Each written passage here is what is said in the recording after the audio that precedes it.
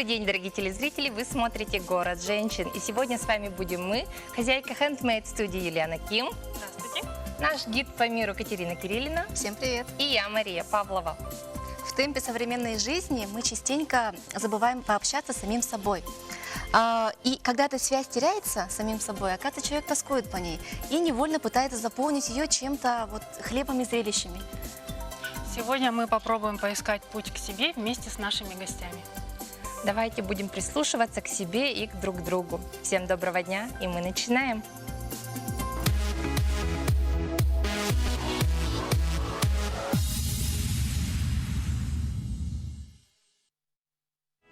Прямо сейчас наша традиционная рубрика «Фабрика идей».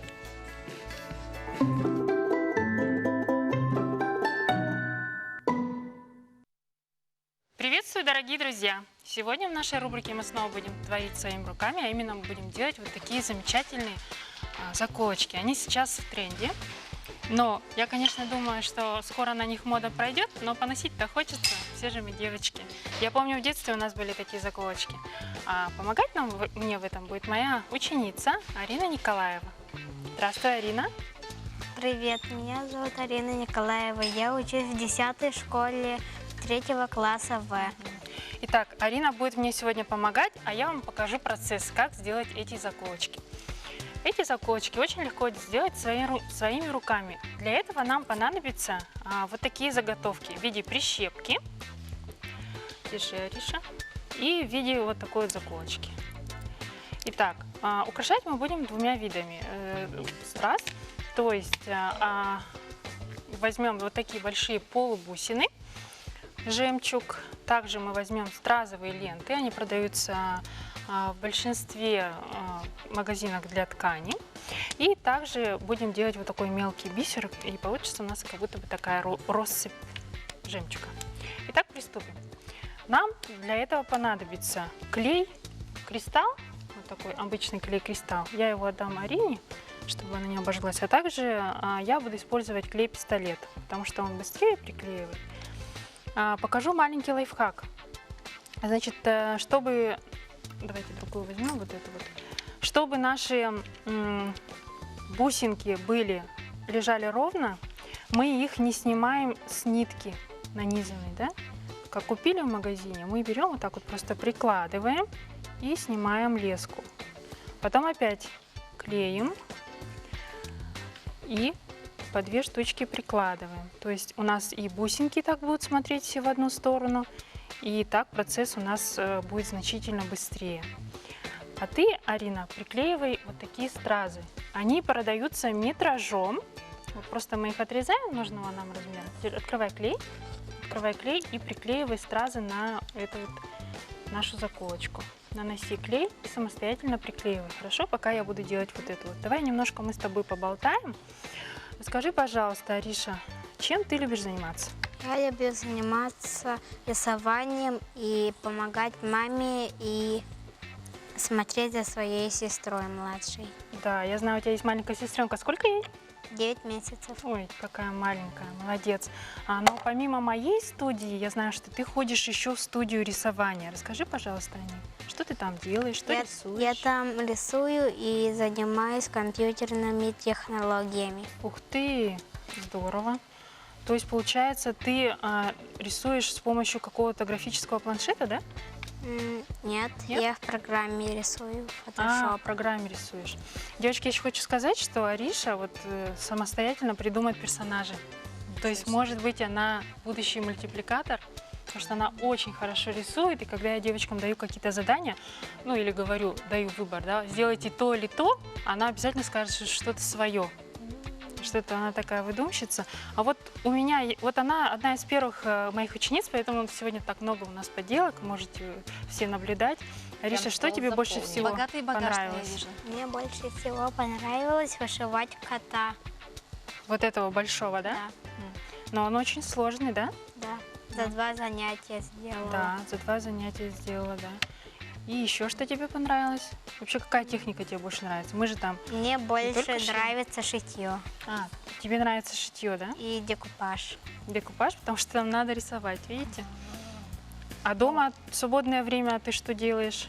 Я Я в свободное время рисую и помогаю своей маме. Ну да, то, о чем ты говорила, да? Молодец. А какие-то... Веб-моделирование, 3D-дизайн – очень популярные профессии. Да, кстати говоря, у нас тут будет скоро гость дизайнер. И, возможно, может быть, ты тоже будешь у нас дизайнером. Кем ты мечтаешь стать? Когда Художника. Художником. А художником каким? Который портрет рисует или природа? Природа и портрет. Ну, молодец, будем к тебе обращаться в будущем. Итак, вот я уже почти заканчиваю. Ариша, ты заканчиваешь? Я уже закончила. Ух ты, покажи-ка на камеру, что у тебя получилось. Вот на эту камеру. Держи, держи. Вот видите, абсолютно легко и просто приготовить вот такие вот аксессуары. Я сейчас тоже быстренько доделаю, и мы это наглядно покажем, как это будет выглядеть. Вот сейчас в моде вот такие заколочки, носить их прямо несколько одевать, да? Все, наверное, заметили? Так, сейчас, все, я последний, вот у меня такая получилась заколочка. Давайте мы на Аришу оденем, да? Так, давай с этой стороны. А ты потом повернешься на камеру, хорошо? Вот такая красота. И еще давай вот эти добавим, которые я сделала заранее. Ну-ка, повернись-ка на камеру. Вот, видите, как сверкает, красиво все. Такое украшение носят не только девочки, но и взрослые женщины, такие, как мы с вами. Ну, а мы с Аришей продолжим делать заколочки. А мы продолжаем наш эфир. И наша крепость, наша ДЭМ – это главное место, где мы можем отдохнуть и душой, и телом. Далее наша традиционная рубрика «Уютный дом».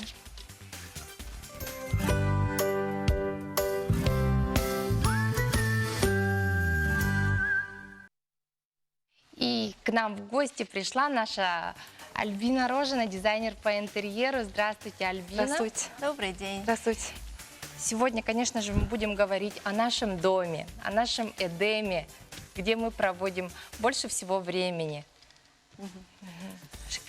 Вот мы знаем, что вы недавно посетили выставку большую. Да, я недавно посетила выставку, называется «Музбилд», и проходит он каждый год в Москве. Я хотела сегодня немножко рассказать вкратце о модных тенденциях в сфере дизайна что вы оттуда интерьера. привезли, получается? Что же нам вещает мировые светила дизайна? Ну вот помимо Музбилда и Батимата, который каждый год проходит в Москве, также и в Берлине, в Париже, в Милане каждый год проходят выставки, которые, так скажем, задают модные направления в сфере дизайна интерьера. Вот, и что касается вот актуальных стилей, нынче дизайнеры, многие дизайнеры, мировые дизайнеры готовятся к актуализации стиля арт-деко. А что это? Да. Как далеких от искусства людей, как это все? То есть вот все то, к чему мы привыкли, да, классика, скандинавский стиль, это постепенно отходит уже на второй план. Да вы что? Да. Это же такой бум был. Да, это был такой вот бум. И вот сейчас вот постепенно будем переходить на новый стиль. Ну, что значит арт-деко, да? В обновленном виде, в каком он сейчас предстанет на мировой арене. Это значит комбинация насыщенных оттенков, это во-первых. Потом, значит, крупные рисунки на обоях, повторяющиеся геометрические формы на мебели, также на обоях. Значит, какие-то вот латунные вставки, бархат, бахрома. Также это могут быть элементы декора. Например, вот здесь вот представлена ванная комната в виде черно-белой плитки и вставки из латуни. Вот, собственно, вот все, что мы... Да, немножко мы в какой-то степени возвращаемся в прошлое. Все новое, хорошо забытое. Да, все, ну, как вы правильно сказали, все новое, это все, что вот хорошо забытое старое. То есть в основном Как мебель это такая из применять, бархата.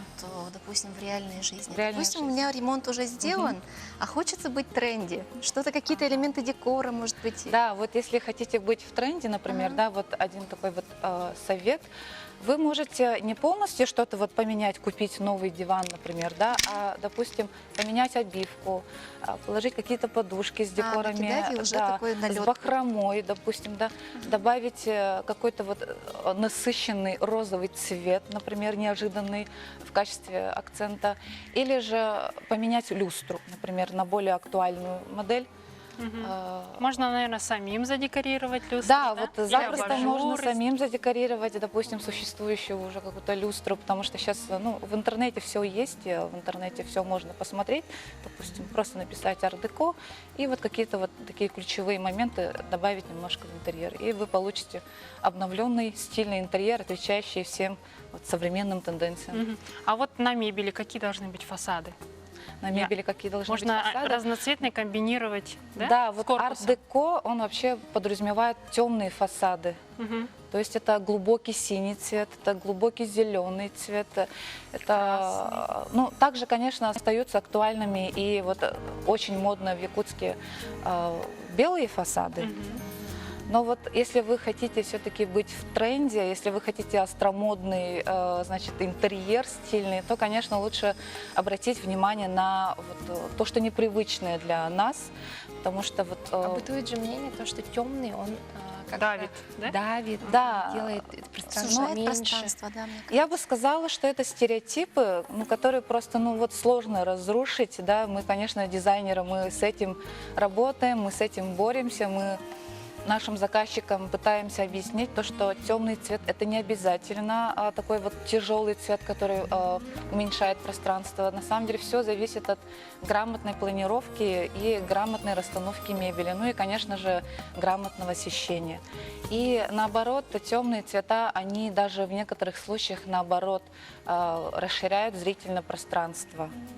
Главное, То есть как умело будто, всё, типа, да? Да, это все неизвестность, да, умело куда-то. использовать, то есть какие-то вот хитрости могут быть, например, да, если вот помещение маленькое, хочется все такое светлое сделать, да, а на самом деле нет. Допустим, темные фасады могут, наоборот, маленькое помещение, наоборот, увеличить зрительно.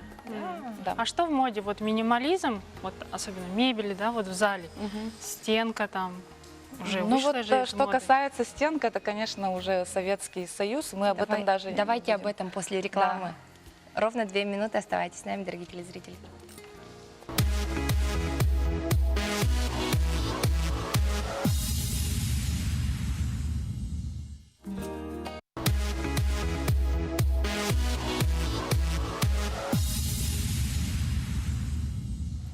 Вы смотрите «Город женщин». У нас рубрика «Уютный дом». У нас в гостях дизайнер по интерьеру Альбина Рожина.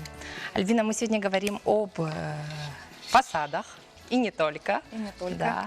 Вот что Да, вы сегодня нам принесли такие Я интересные? принесла образцы, которые будут актуальны, будут очень модными в ближайшее время. Просто забудьте о простых фасадах, допустим, о простом белом цвете, например, да, и обратите внимание на более глубокие, более насыщенные цвета. Вот, например, вот смотрится как будто бы черный, но это не черный цвет, например. Вот да? я, например, мало представляю свою кухню вот в таком вот темном цвете. Вот, если вы плохо представляете, допустим, да, то вы можете всегда обратиться к дизайнерам, они могут вам нарисовать, как будет выглядеть ваша кухня вот с такими фасадами. Также я принесла, значит, такой вот фасад.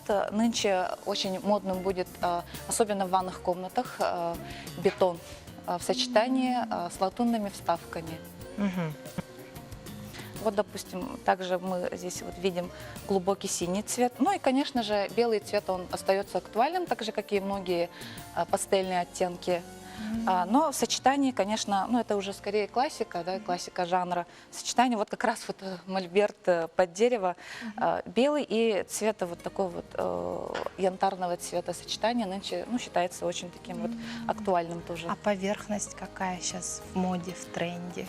Но поверхности в тренде сейчас более такие матовые оттенки, то есть вот глубоко глянцевые поверхности, они постепенно уже сдают свои позиции. То есть уже более такие вот практичные поверхности, фактуры.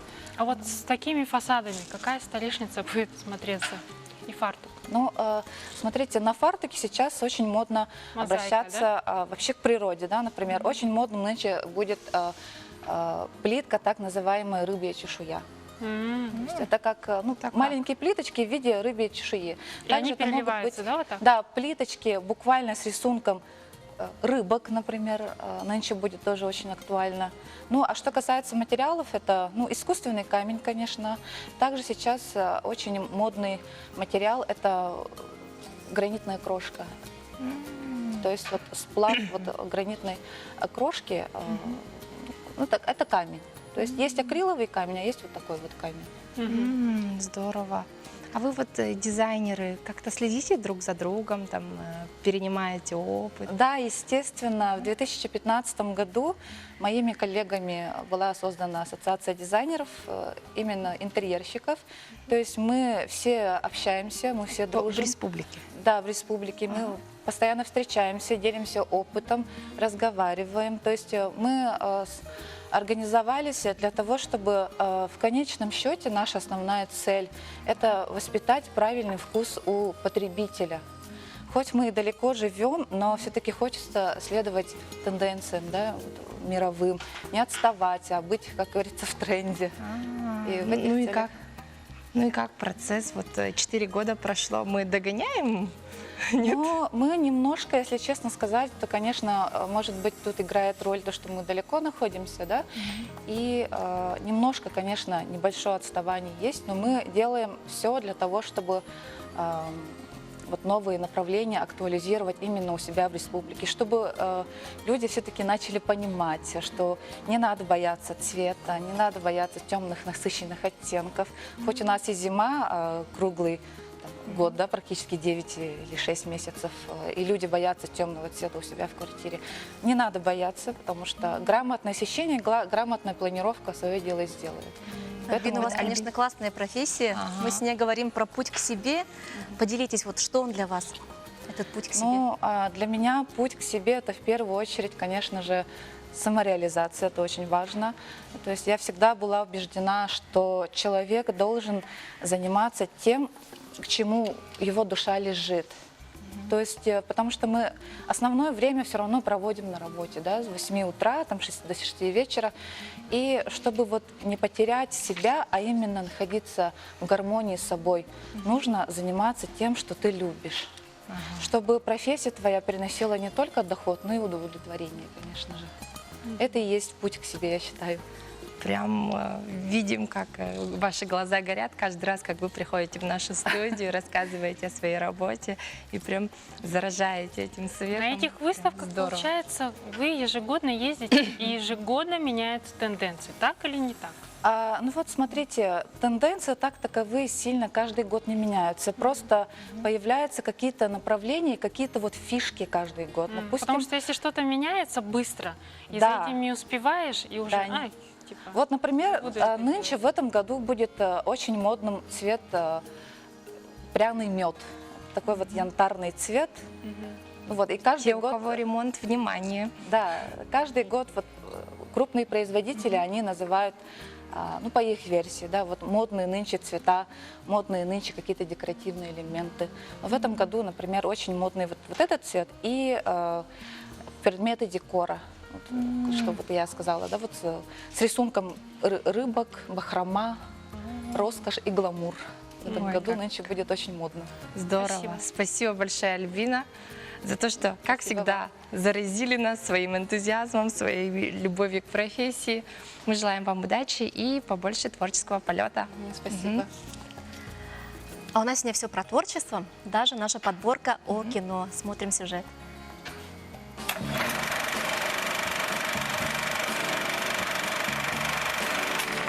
Что посмотреть на выходных, мы знаем и с радостью подскажем. Все фильмы есть в свободном доступе в интернете и обязательно вдохновят вас на творчество. Начнем свое повествование, пожалуй, с киноленты под названием «Девушка с жемчужной сережкой».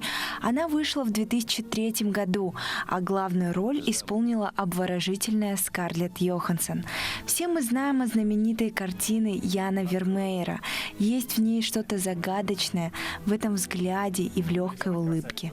Мы не знаем, кто была эта девушка, кем она приходилась художнику, близким человеком, служанкой, дочерью, как полагают исследователи, или просто моделью.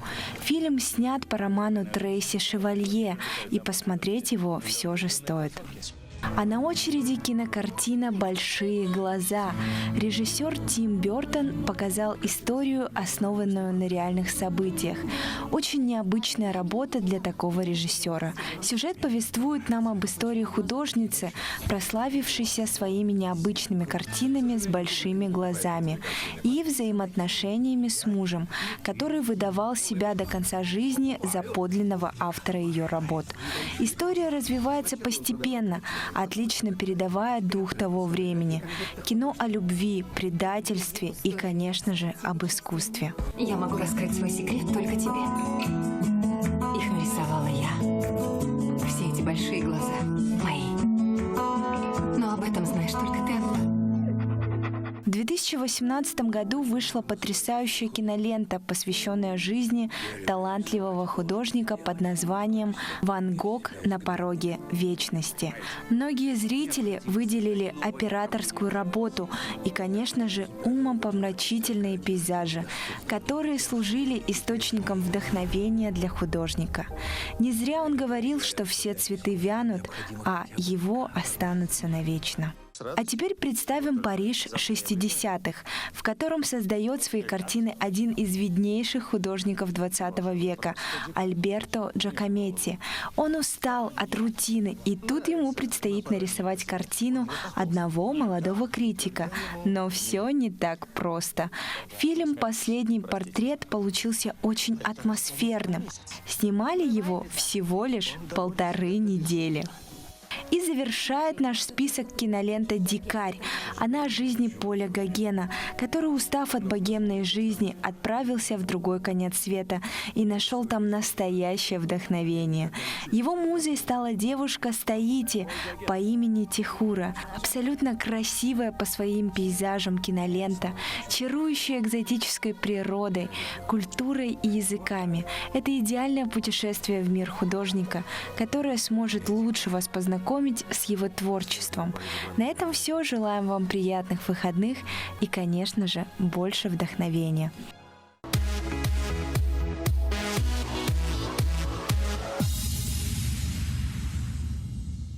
Мы сегодня творим красоту вместе с моей ученицей Ариной Николаевой. Посмотрите, какие мы уже сделали заколочки, уже как много, буквально за 10 минут мы сделали около 10 заколочек. Арина, покажи, пожалуйста. Вот, видите? И еще Арина нам забыла рассказать про свой YouTube-канал. Расскажи, пожалуйста, Арина, что ты там выкладываешь? Я там выкладываю свои анимации Так, про кого они? про моих персонажей. Ага. А как персонажей зовут твоих? Их много. Ну, например? Самый любимый. Яна. Яна. Это девочка. Да. Она что делает? Учится? Она уже подросток, ей 19 лет. Так. И как у нее жизнь протекает? Нормально, Нормально? пока что. Да? Чем она занимается? Она занимается рисованием и путешествием. Ух ты, здорово. А вот ты вот когда вырастешь, ты сказала, хочешь быть художником, да? Ты будешь мультики рисовать? Мгм. Круто. Вот. Посмотрите на эту девочку и запомните, это будущий мультипликатор. Быть может быть, будущее республики у нас зависит будет от нее. Ну, будущее анимационное, я имею в виду, стези. Ну что ж, девочки, давайте поговорим еще и о моде. Что Катюша? придает лоск образу красивой женщины в любое время? Конечно же, качественные аксессуары. Мгм. Широкий ассортимент аксессуаров высочайшего качества от итальянского бренда. Сумки, кошельки, перчатки, платки, палантины, зонты и, конечно же, качественная красивая обувь. Каждая женщина достойна того, чтобы подчеркнуть свои достоинства. И умная женщина прекрасно знает, как подчеркнуть свою индивидуальность. Вот посмотрите, там есть, можно подобрать сумочку в цвет туфель, да? или же зонтик в цвет сумочки, да? Можно И- под цвет глаз. Да, и у каждой женщины, благодаря вот этим аксессуарам, у нее появляется свой неповторимый стиль. Смотрите, какие классные вещи. Мне кажется, это весна, самое время для обновлений. И Да, для я ярких как раз красок хотела я вижу, себе да. сумочку прикупить. Смотрю, маленькие сумочки в тренде, да? Да, мне кажется, Перчатки яркие. И вот вот как раз к этой сумочке. Альбина же желтой. сказала, что у нас в Крупный мебели. Природа. Да. природа. Да, с рыбками, и сумочки у нас могут быть с птичками. И также туфельки. Смотрите, классные туфельки, мне Вообще кажется. классно. Вот С такие вот бежевым с принтами мы будем тренчем, прямо в плащом. тренде, девочки. А вот это черно-белое, это что, тоже сумочка же, да? Черно-белая, вот это? Да. Нет, впереди. Вот это? Да, это сумочка. Классно. Покажи. Девочки, подходите, давайте рассмотрим все поподробнее. А пока реклама на канале.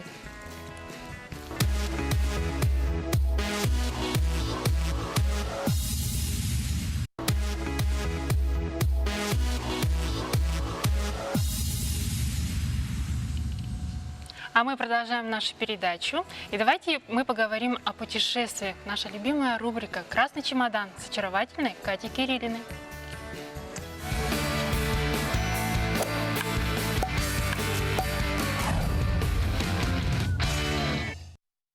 Приветствую всех, мои дорогие любители приключений. С вами Катя Кирилловна и традиционная рубрика «Красный чемодан», где мы вместе с вами учимся быть финансово грамотными, чтобы регулярно путешествовать. Напоминаю, то, что 2 семьи, участвуя в нашем проекте, копят денежку на путешествие мечты, при этом выполняя каждую неделю небольшое задание.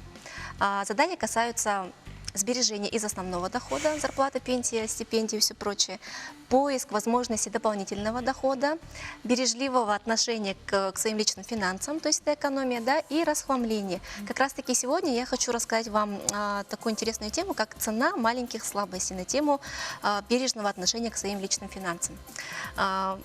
Ну, скажем так, небольшие такие вредные привычки, которые, оказывается, влияют очень сильно на наш с вами кошелек. Итак, ну, например, есть такие вредные привычки, они такие вот прямо, они реально вот вредные для здоровья, для фигуры и прочего, да, например, это, ну, как бы употребление табака. В среднем, ну, допустим, если пачка стоит 200 рублей, человек выкуривает в неделю, ну, как бы одну пачку, это получается в неделю 200 рублей. Это Из минимум. кармана вылетел. Это минимум. Идем дальше. Есть такое понятие, как расслабиться после рабочей недели, сходить куда-нибудь в заведение и оставить там тоже часть своего кошелька. В среднем тратится, ну, я думаю, от 1000 рублей как минимум. Да. Ну, то есть, если человек довольно скромно, ну, как бы, да, проводит свой досуг, скажем так. Также мы тратим, оказывается, очень много своих личных финансов, бюджета семейного на различные перекусы. То есть, вот, допустим, если мы беспорядочно питаемся, то есть с утра позавтракали, и то спасибо, да, вечером ждет нас обильный ужин, а между этим времени на покушать, ну, полноценно, ну, практически нет. И мы покупаем себе шоколадки, чипсики, сухарики, семечки, чего только мы не набираем в свою корзину, оставляя при этом незаметно для себя там, ну, небольшие суммы, 50, там, 30 рублей, 100 рублей, да, и это все выливается, ну, условно, как минимум, опять же, да, в 300 рублей. Но я думаю, это в некоторых случаях может даже в день столько тратиться. Но возьмемте для расчетов пока вот 300 рублей в день. Дальше у нас идет, ну, это мой личный, скажем так, моя Игрушки? личная боль. Нет? Нет, не игрушки, это кофе на вынос. То есть я иду на работу, у меня справа стоит кофейня, я специально перехожу дорогу, беру там кофе на вынос, оставляю там, ну, условно, 150-200 рублей. Ну, где-то 100, где-то 150, в среднем давайте возьмем 150, например, да. Когда работается очень тяжело, нет времени, опять же, перекусить, нет времени даже сбегать в магазин, а тут этажом ниже, например, у меня кофейня. Или Сбегала за доставка, кофе, да? или есть даже, по-моему, с доставкой, да, некоторые службы так доставляют кофе.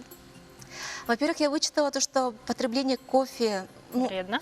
может быть вредно для здоровья, не Каждый прямой, день. конечно, вред, да, но если употреблять его в больших количествах, это может быть, ну, вызвать какое-то даже привыкание. То есть он, конечно же, дает колоссальный заряд энергии, то есть после кофе работается очень бодро, весело, хочется там свернуть все горы, там добраться до всех вершин, но этот эффект очень быстро проходит на самом деле. То есть это вот такая привычка работать только на энергии от кофе, ну, или от тех же углеводных, например, вкусняшек, она на самом деле откладывается, вот, знаете, на боках.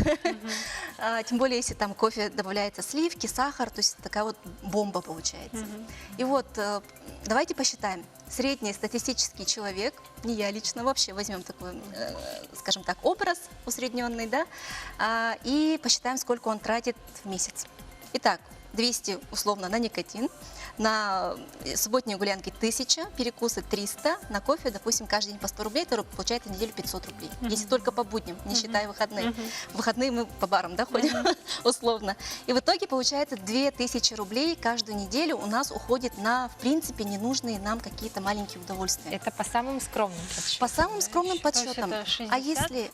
тысяч в месяц. Так, у нас... Нет, это... Сейчас, секундочку, калькулятор нам в помощь. У нас 52 недели в году, умножаем на год, 104 тысячи рублей, девочки. Просто так высыпается из нашего кармана в какие-то вот, ну, в принципе, не можно вещи неплохо первой съездить необходимости. куда-нибудь можно, Вот. Сейчас в среднем за 104 тысячи можно улететь на двоих во Вьетнам, например, прямым рейсом. Так что, дорогие зрители, пожалуйста, будьте разумны по отношению к своим личным финансам и попробуйте на этой неделе, может быть, устроить какой-то детокс, и присоединиться к нашему движению. Давайте посмотрим, как справились наши семьи. Всем привет! Задание этой недели – экономия. Мы традиционно продолжали экономить на транспорте, максимально ходим пешком. А также очень хорошо на этой неделе удалось на самом деле сэкономить на костюмах для выступлений. У дочери было аж 3 выступления, и костюмы мы не покупали, не шили и даже не брали в аренду. Мы их просто одолжили у знакомых. Все, всем спасибо. Мне кажется, очень ловко поступили наши девочки и сэкономили такую довольно крупную сумму. Итак, давайте перейдем к заданию недели. Дорогие телезрители, можете к нам присоединиться прямо с этого момента. Итак, сэкономить, отказаться от вредных привычек, сэкономить 2500 рублей и сложить их в нашу копилку. Вредные привычки – это не те, которые привычно мы считаем, да, такими. Вот то, что я сегодня назвала. Это может быть все, что угодно для вас индивидуально. Это может быть даже поездки в такси. Да. Вместо того, что там выйти на общественный транспорт, либо пройтись пешком, вы тратите денежку на такси. Да. Посчитайте, сколько это будет в неделю, посчитайте, сколько это будет в год. Плюс еще не только ты, но и муж, и Да, дети, и всё там, на и так свете, далее, да. Посчитайте Очень такая всё это. кругленькая сумма получается. Посчитайте, и вы будете в шоке, если честно. Отложите эту сумму в вашу копилку. А мы идем далее. Каждый раз, чтобы мы не забывали, для чего мы всем этим занимаемся, я рассказываю об интереснейших местах на нашей планете. На нашей планете той же насчитывается более 55 тысяч музеев, оказывается. Ничего себе, так много. Есть такой стереотип, то, что ходить по музеям довольно скучно, там нудно, музей сразу такой, да, ну, типа... Очереди и спать. Да, очереди, как-то хочется спать, честно. А сегодня я хочу рассказать о таких музеях, где вот реально стоит побывать и потратить на это свое время. И деньги, кстати. И на первом месте у нас музей-тюрьма Алькатрас. Располагается в городе Сан-Франциско в Соединенных Штатах Америки, штат Калифорния. Интереснейший объект. Там, получается, сейчас размещаются экспонаты изделия, которые изготавливали заключенные во время вот своих сроков, получается. Там также размещаются инструменты, которые применялись как наказание в случае побега. Это одна из вот таких известных тюрем, откуда сбежать практически не было возможности. Далее там еще раз размещаются различные там вещи заключенных, каких-то известных преступников. Ну, в общем, посетить его точно стоит. Едем дальше. Дальше у нас знаменитейший музей всего мира. Лувр. Это, конечно же, французский Лувр. Сердце Парижа, где собрано максимально огромное количество произведений искусства, такие как Мона Лиза, там вот это вот Ника, например, да, Аполлон. В общем, все вот памятники искусства, они вот концентрированно, очень густо распределены вот по этому музею. Я там была в глубоком детстве, я его смутно помню. Там, конечно, очень красиво, очень просторно, но обойти его за один день практически невозможно. Существуют даже расчеты, то, что даже если вы перед каждым экспонатом этого музея будете останавливаться по одной секунде, понадобится больше года, чтобы обойти все экспонаты и полюбоваться хотя бы 1 секунду. Так, едем дальше. У нас в топе на 3-м месте музей Луксор. Это жемчужина Египта, небольшой городок на правом берегу Нила. Такой очень популярный туристический объект, скажем так, да. Там сосредоточено также огромное количество древних памятников. Такие высокие памятники, да? Да, как Луксор фестиваль. непременно впечатлит вас красотой, потому что этой красотой Масштабностью. восхищаются, да, уже за 1000 лет, получается. Там гробница фараона Тутанхамона, да, в общем, очень интересно, все очень хорошо сохранилось. Это и без очень современных хорошо продается. технологий, Ну да, возможностей понятно. Да. нашего времени. Люди построили вот такое вот Ага. чудо. Едем дальше. Маленький испанский городок Фигарос стал максимально известен как родина Сальвадора Дали, известнейшего художника, который отличался своим каким-то особым видением. Да. И дом-музей, где размещается его не только его произведения, но и предметы, какими он пользовался в быту, там одежда, опять же, да, какие-то переписки, вообще все, что влияло на формирование его вот этого вот, ну, скажем так, сумасшедшего видения этого мира. Ага, так, едем дальше. Прикольный такой. Да, такой классненький, Прям в симпатичный. стиле Сальвадора Дали, прям Да. узнается его Яйца почерк, его мне кажется, так. знаменитые. Мгм. Очень красивое Интересно, здание, Катя, я а почему там яйца наверху? Если да? честно, я не знаю.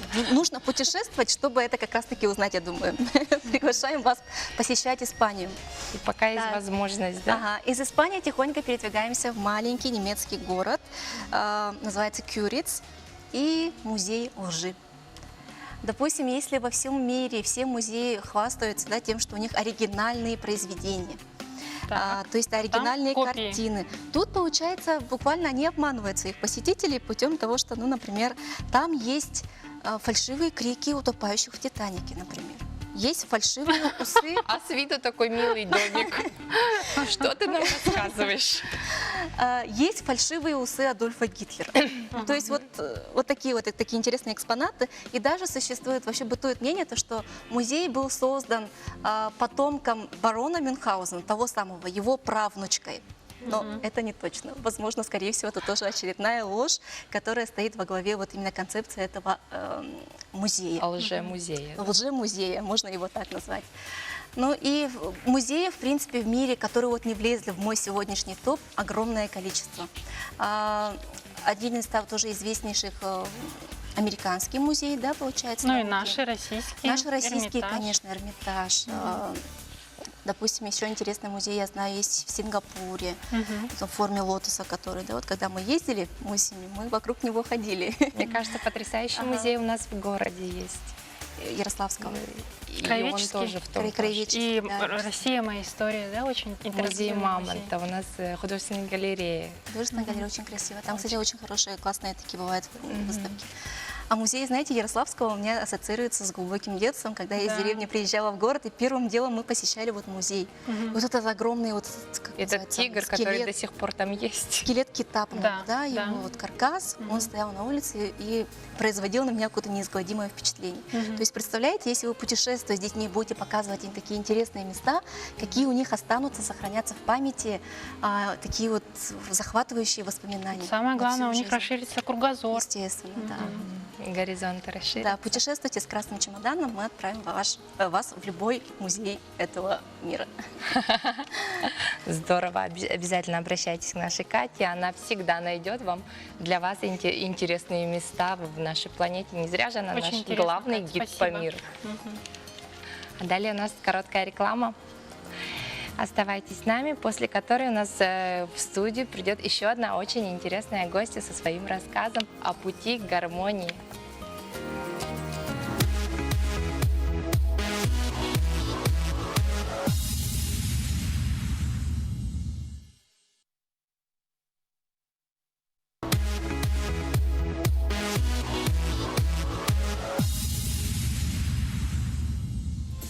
Приветствуем всех, кто к нам присоединился.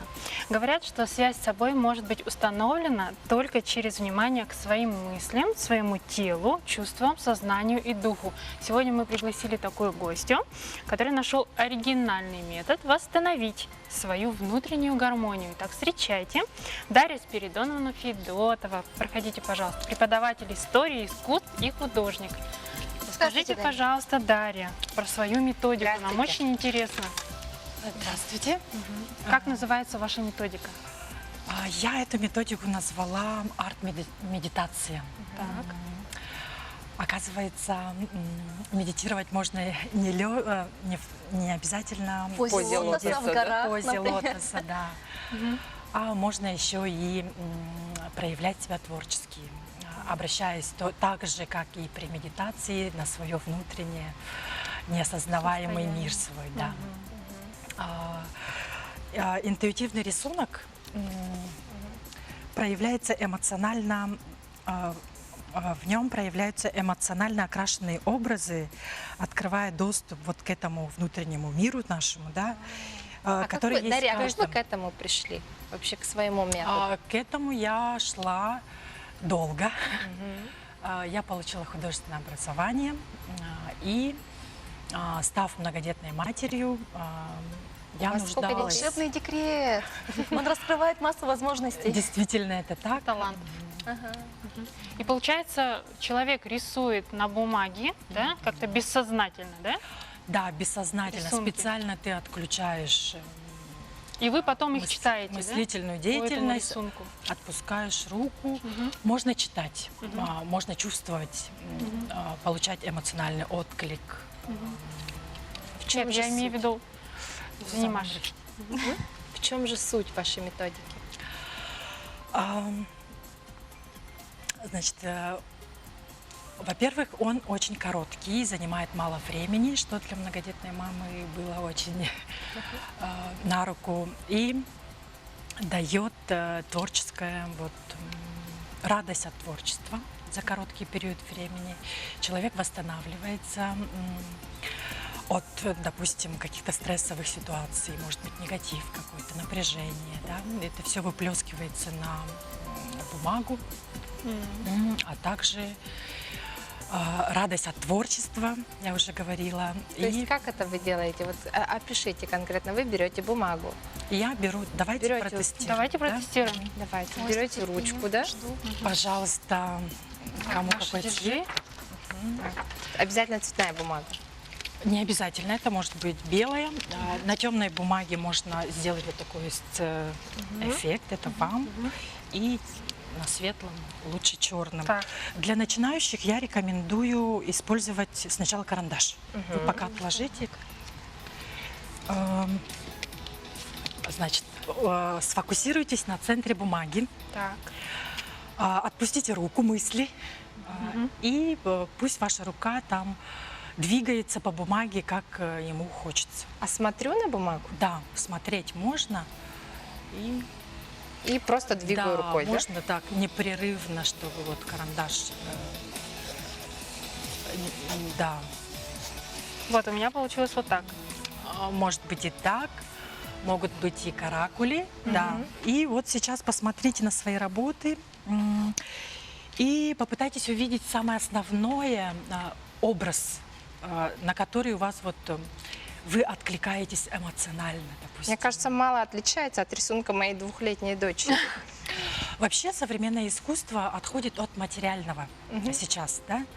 И многие художники, профессионалы даже практикуют этот способ для того, чтобы найти, как отразить современный мир, отходя от материальных форм. Вот вы что видите у меня здесь? Ну, вообще структура Что-то у получилась тебя очень очень правильно. организованная, да. И тут можно как-то эту организацию немножко сбить. Может быть, вы добавите какие-то линии дополнительно. А у Хотелось меня бы вам? вот такие каракули получились. Нет. Смотрите, пожалуйста. знаю, может Допустим, быть, так. здесь я вижу профиль необыкновенного мужчины. Ой. Вот это вот кепка, да. Нос, большой нос, и вот это вот глаз. И, может быть, это его там, пальто или плащ. Может быть, вот здесь вы можете уже взять фломастер и подчеркнуть. А мои каракули на черном видны, нет? Да, они как бы даже светятся. А вы сами что в этом можете увидеть? Я вижу парусник. Вот я говорю, Вот, рисунок видите, двухлетнего паруса. ребенка. Да, И вот. действительно. Но в нем, возможно, скрыто больше содержания. Или вот так. Если вы видите там также парусник, подчеркните его вот фломастером светящимся, серебристый, будет очень красиво на нем. Не знаю, почему-то мне не хочется рисовать какие-то хаотичные линии. Я, может быть, какой-то перфекционист или что. Да, такой Мне хочется допустим, ровные линии это рисовать. может быть, да. И Напоминает бесконечность, напоминает какой-то коридор, куда-то я иду, вот к центру. в этом вы чего-то можете я. еще дополнить его, допустим, вспомогательными линиями. Например, какие? Например, если это вот бесконечность, вот движение туда, вглубь или наоборот, с Вглубь. глубины. Вот так. Вглубь. Вглубь. Ну, вы тогда можете сделать по стрелочкам на каком-то расстоянии, перфекционистически. А, это вот как типа вот эти раскраски, да? Да. И эти линии будут помогать двигаться зрителю вашей работы, да, ну и вас. Не знаю, какая-то ракушка получилась. А мне мой мужчина показался несимпатичным, и вот такой вот какой-то птиц. Прекрасный, современный такой Да, форма ирокеза. Очень интересно. Да. И часто вы практикуете, Дарья, такое? Ну, я уложу ребят спать, своих детей, и минут 5 я даю себе вот такую То есть роскошь рисуете побыть так вот, да? наедине с самой собой. я вот больше да. люблю срисовывать. Это тоже метод, способ тоже допустим. А вот сейчас же какой очень подборщик популярны подходит. раскраски, вот Да. эти мелкие. Как они называются? Арт-терапия? Как-то схожие, да? Как же называется? Антистресс, раскраски. Да, Мандалы. стресс. Мандалы бывают. там Мандалы, да. А вы когда с детьми занимаетесь, вы им тоже преподаете вот такой метод расслабиться после работы, может, возможно, своим студентам? Нет, к сожалению, нет. У нас образовательная программа, по которой мы работаем. Хотя можно было бы на досуге, вне учебного времени. А за собой какие изменения наблюдаете вот именно после вот таких арт-медитаций? Я отдыхаю душой. Я забываю о напряжениях, которые были за день. И с таким умиротворением, счастьем, удовольствием. Кстати говоря, сейчас еще иду спать. модные вот эти раскраски по номерам, они тоже очень успокаивают, Это да? тоже помогает, да. Даже те, кто в своей жизни вообще никогда не рисовал, они такие шикарные работы рисуют. Получается, Да. да, действительно это так. Тоже способ, этих способов огромное количество, и вот надо выбрать, какой вам больше всего подходит, который вас радует, наполняет. То есть, когда вы чем-то занимаетесь, у вас мозг занят именно этим, и вы не думаете ни о чем потустороннем. Да? Да, совершенно верно. Это ваш способ перезагрузки, получается? Получается так. А красками А вы- другими пробовали? Но почему я этот способ выбираю? Потому что он занимает мало времени. Что очень важно для мамы многодетной, да? Да, Да. я вот тоже сидела А и сколько думала, вашим раскраски детям? очень долго делаются. Их у меня 3. Старший 14 лет, 9 среднему, и младшему год и 10. А среди совсем своих малыш. знакомых вы как-то агитируете, да, чтобы они рисовали? Да, ну не то, чтобы я активно это агитирую. Вот когда это было зимой, моя подруга пригласила меня провести мастер-класс у нее в организации.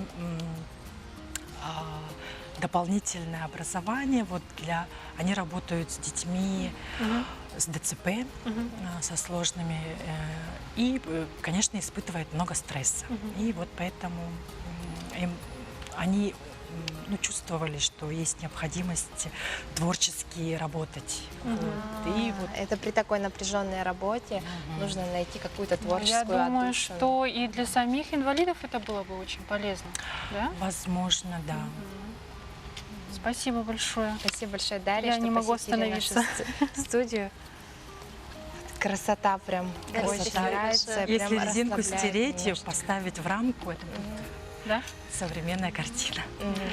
Рада была. Спасибо большое. Спасибо Вообще, большое. спасибо. Дарья. Будем А мы применять. едем дальше. И сейчас итоги от нашей Юлианы.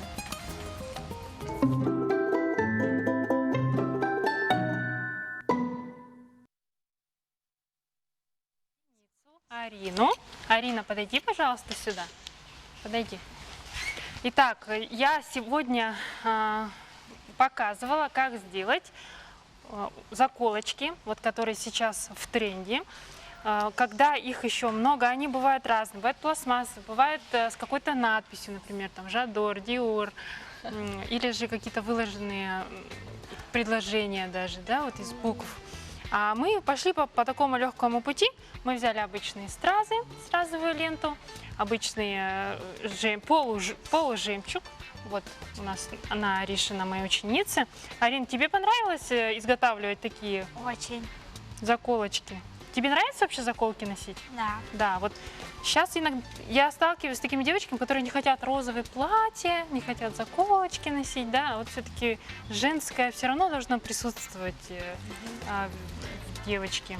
Спасибо тебе, Ариша, за помощь. Я тебе дарю эти заколочки. Держи. Заберешь их домой, подаришь маме, да? Сестренка будет носить, когда подрастет. Спасибо большое, Ариша. Ну а мы заканчиваем нашу передачу.